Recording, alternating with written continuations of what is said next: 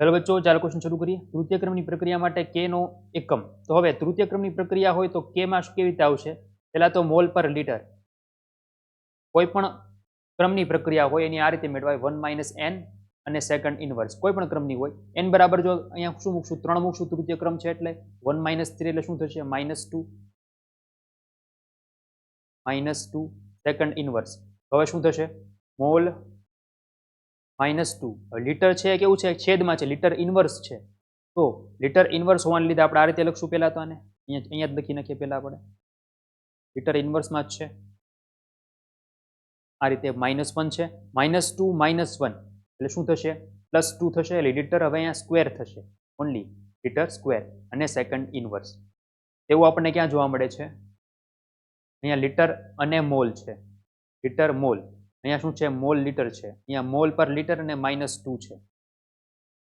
આપણે આ રીતે લખી શકીએ આને મોલ હવે આને આપણે છેદમાં જવા દઈએ છેદમાં જવા દઈએ તો શું થશે આને પણ -2 મળશે આને પણ -2 મળશે કેમ કે પહેલા આ -2 માં છે લીટર અહીંયા ઉપર અંશમાં ધન છે છેદમાં જાય તો -2 થશે આ રીતે અને સેકન્ડ ઇનવર્સ થશે આ -2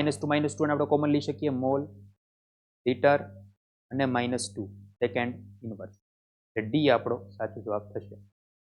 થેન્ક યુ